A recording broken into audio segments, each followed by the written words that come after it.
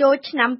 2026ភ្លាមកូរ៉េខាងជើងបានបាញ់សាកល្បងមីស៊ីលបាឡីស្ទិកដែលមានបំពាក់ប្រព័ន្ធដ៏ទំនើបបំផុតចុងក្រោយប្រភេទអាវុធអ៊ីពែសូនីកហោះលឿនជាងសំឡេងដល់ទៅ5ដងហើយអាចបញ្ជាបាញ់ពេលកំពុងហោះហើរទៀតដូច្នេះគេមិនអាចដេញតាមទាន់និងចាប់ស្ទាក់សពាវុធនេះបានដោយងាយៗឡើយបើតាមការចុះផ្សាយរបស់ទីភ្នាក់ងារសារព័ត៌មានផ្លូវការកូរ៉េខាងជើងមីស៊ីលអ៊ីពែសូនីកបានបាញ់ចេញដោយជោគជ័យទៅចំទិសដៅចម្ងាយ 1000 គីឡូម៉ែត្រក្នុងសមុទ្រលឿងចុះទៅត្រួតពិនិត្យការបាញ់សាកល្បងមីស៊ីលដោយផ្ទាល់លោកប្រមុខគីមចុងអ៊ុនបានប្រកាសថាវិបត្តិភូមិសាស្ត្រនយោបាយនិងព្រឹត្តិការណ៍អន្តរជាតិដ៏ស្មុគស្មាញដោយចង់សម្ដៅទៅលើការចាប់ខ្លួនប្រធានាធិបតីវេណេស៊ុយអេឡាឆ្លុះឲ្យឃើញកាន់តែច្បាស់អំពីហេតុផលដ៏ចាំបាច់ដែលកូរ៉េខាងជើងជំនះបង្កើនសមត្ថភាពនុយក្លេអ៊ែរបើតាមលោកគីមចុងអ៊ុនដដែលការសាកល្បងមីស៊ីលលើកនេះគឺជាដំណាក់កាលដ៏សំខាន់មួយដែលកូរ៉េខាងជើងសម្រេចបានក្នុងការត្រៀមរៀបចំកងកម្លាំងនុយក្លេអ៊ែរប្រឈមនឹងសង្គ្រាមជាក់ស្ដែងកម្មវត្ថុរបស់គីមចុងអ៊ុនគឺកូរ៉េខាងជើងចង់ដាក់ឲ្យដំណើរការបន្តិចម្ដងកងពលនុយក្លេអ៊ែរដ៏ខ្លាំងក្លានិងមហាទំនើប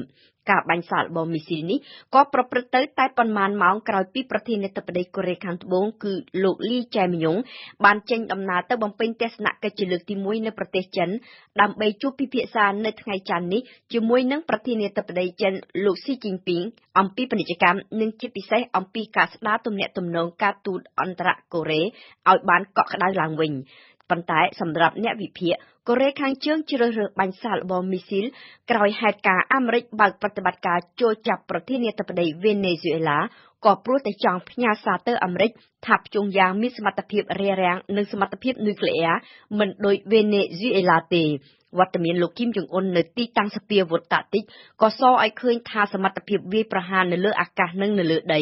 របស់កូរ៉េខាងជើងកាន់តែត្រង់ខ្លាំងជាងការបាញ់រ៉ុកកែតពហុគ្រាប់ទៅទៀតនេះបើតាមអ្នកវិភាគនៅវិទ្យាស្ថានជាតិដើម្បីការបង្រួបបង្រួមកូរ៉េដដែល